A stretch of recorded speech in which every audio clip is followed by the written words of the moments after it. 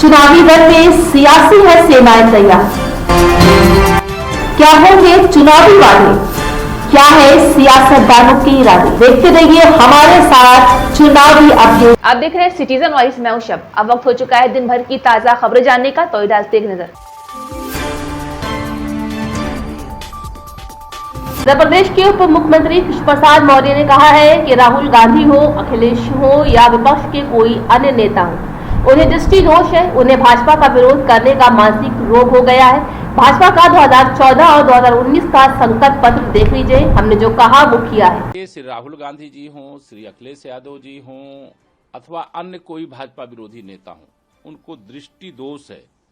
उनको एक मानसिक रोग हो गया है भाजपा विरोध करने का। अगर इस संकल्प पत्र को पढ़ते या 2014 और 2019 का संकल्प पत्र पढ़ते, भाजपा ने जो कहा वो किया। भाजपा ने माननीय मोदी जी के नेतृत्व में देश से वादा किया था कि जब हमारे 2 संसद थे तभी हमारा वादा था कि हम अपने विचारधारा से समझौता नहीं करेंगे। अयोध्या में रामलला का भव्य मंदिर बनाएंगे, जम्मू कश्मीर से धारा 370 हटाएंगे और सामान्य नागरिक संहिता लाएंगे। वह संकल्प पत्र में वादा किया गया है। देश के पैसे की और समय की बर्बादी को रोकने के लिए एक देश एक चुनाव का वादा, यह लंबे समय से चर्चा थी। देश चाहता है लेकिन विपक्ष नहीं चाहता। आखिर क्यों? देश का पैसा बर्बाद हो, बार बार चुनाव हो, आचार संहिता लगे, विकास का काम अवरुद्ध हो जाए। इस प्रकार की जो सोच, घटिया सोच विपक्ष की है, इसका जवाब देश की जनता बहुत मजबूती से देने जा रही है। जब उत्तर प्रदेश की 80 की 80 और देश में 370 से अधिक भाजपा और 400 से अधिक भाजपा गठबंधन लोकसभा की सीटें जीतेगा। 4 जून को 4 बजे 400 पार के साथ प्रचंड बहुमत की मोदी सरकार बनेगी। तब यह दृश्य उनको देखने को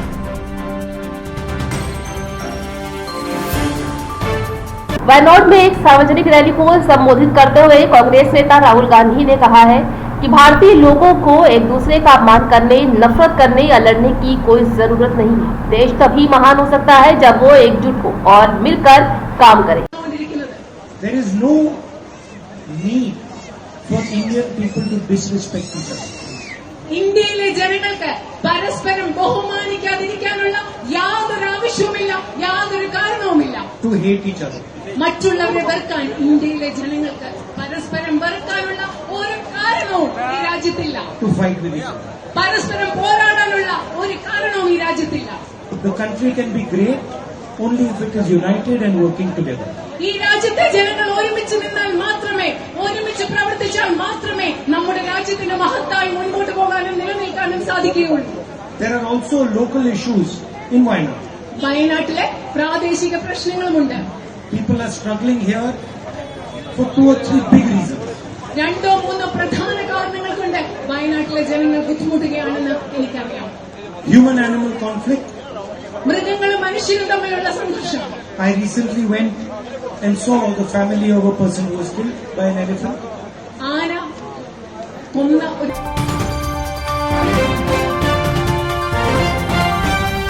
मैनपुरी में अपना नामांकन दाखिल करने के बाद मैनपुरी लोकसभा सीट से भाजपा उम्मीदवार और उत्तर प्रदेश के मंत्री जयवीर सिंह ने कहा है कि जिस तरह से लोग यहां उत्साहित हैं, उससे साफ पता चलता है कि मैनपुरी में कमल खिलेगा। हमारी पार्टी के केंद्रीय नेतृत्व के द्वारा जो हमें आदेश दिया गया था, अपने जिले के शीर्ष नेताओं के साथ हम लोगों ने अपना विधिवत नामांकन पत्र दाखिल किया है।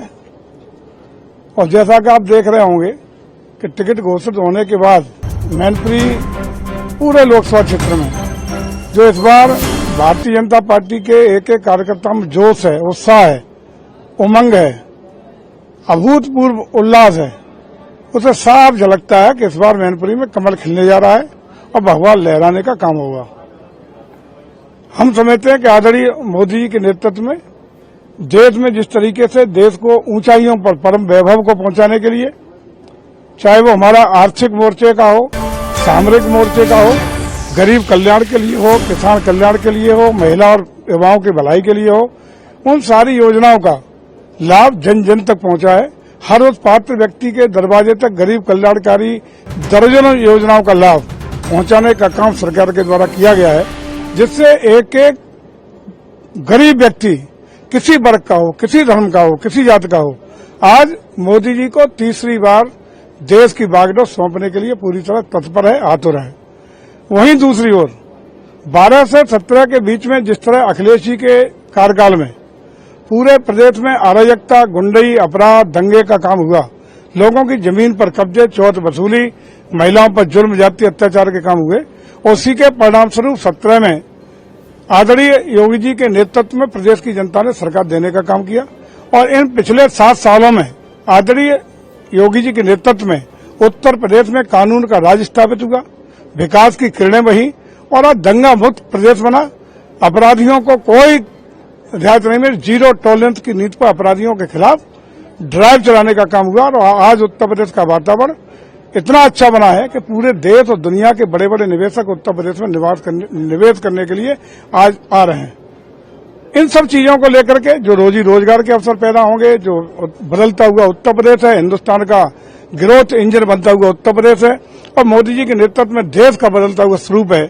इसलिए पूरे देश की जनता ने, जिसमें मैनपुरी भी शामिल है, निर्णय लिया है कि इस बार 400 पार करेंगे और उत्तर प्रदेश में 80 की 80 सीटें जीतने का काम करेंगे और 80 की जब हम बात करते हैं तो मैनपुरी भी उसी में शामिल है। 1996 से लेकर और अभी तक मुलायम सिंह यादव खुद और उनके परिवार के लोग यहाँ से मेंबर ऑफ पार्लियामेंट रहे, यादव लैंड कहा जाता है। कैसे देख रहे हैं इस बार, चुनौतीपूर्ण नहीं लग रहा? कोई चुनौती नहीं, इस बार बदलाव की बयार है, बदलाव की आंधी है, बदलाव का तूफान है। मैनपुरी ने निर्णय ले लिया है, मैनपुरी में बदलाव का निर्णय लेते हुए मैनपुरी के लोगों ने निर्णय लिया है कि मैं लड़ेगी मैनपुरी, जीतेगी मैनपुरी और अभी नहीं तो कभी नहीं।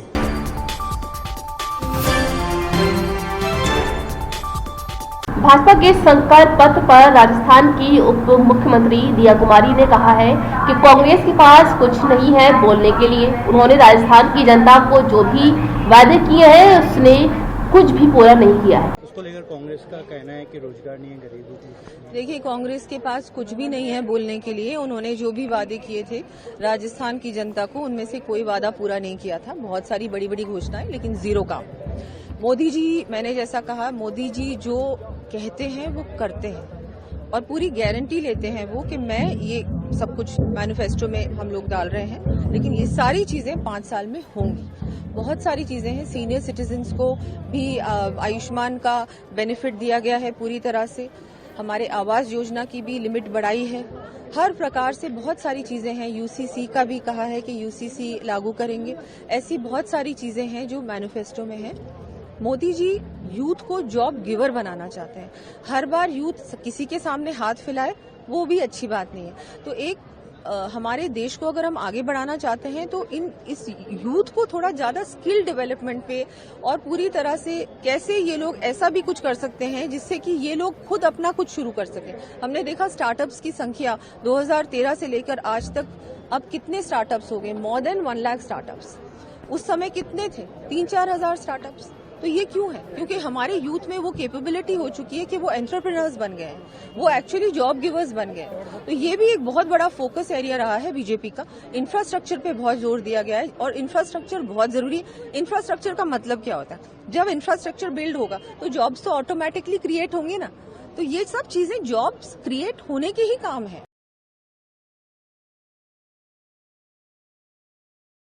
उत्तर प्रदेश के मुख्यमंत्री योगी आदित्यनाथ ने बिहार में कहा है कि कल ही भाजपा ने अपने संकल्प पत्र जारी किया है। संकल्प पत्र में जो बातें कही गई है, विकसित भारत का मतलब है विकसित बिहार भी है, जहां पीएम मोदी के नेतृत्व में 10 वर्षों में अपने बदलते हुए भारत को देखा होगा। कांग्रेस ने जम्मू कश्मीर में 370 लगाकर शेष भारत के नागरिकों का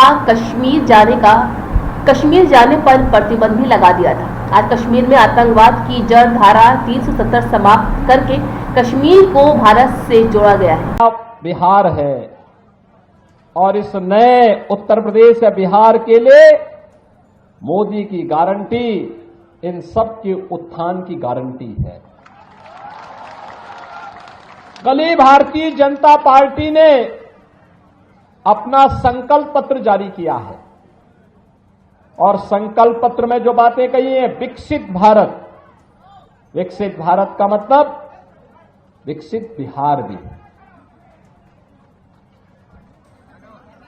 और बहनों और भाइयों, आपने देखा होगा मोदी जी के नेतृत्व में 10 वर्ष में बदलते हुए भारत को आपने देखा है। एक नए भारत का दर्शन हो रहा है, दुनिया में भारत का सम्मान बढ़ा है, भारत की सीमाएं सुरक्षित हुई हैं, आतंकवाद और नक्सलवाद की समस्या का समाधान हुआ है। जम्मू कश्मीर के अंदर जहां धारा 370 लगा करके कांग्रेस ने भारत के नागरिकों का कश्मीर जाने को प्रतिबंधित कर दिया था, जिसके लिए डॉक्टर श्यामा प्रसाद मुखर्जी को अपना बलिदान देना पड़ा था। और उस समय उन्होंने 1952 में नारा दिया था, एक देश में 2 प्रधान 2 विधान 2 निशान नहीं चलेंगे। और भारतीय जनसंघ हो या भारतीय जनता पार्टी, वो हमेशा एक नारा लगाती थी, जहां हुए बलिदान मुखर्जी वह कश्मीर हमारा है। लेकिन बहनों और भाइयों, उस सपने को भी साकार किया है प्रधानमंत्री मोदी जी ने।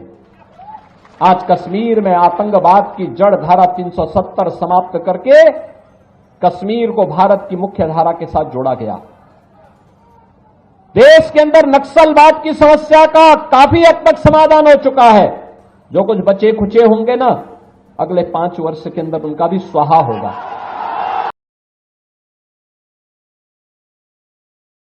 ताजा खबरों के दौर में बस इतना ही। ताजा खबरों की अपडेट के लिए जुड़े रहिए हमारे साथ सिटीजन वॉइस पर और सब्सक्राइब करें हमारा यूट्यूब चैनल और विजिट करें हमारी वेबसाइट www.citizenvoice.in पर।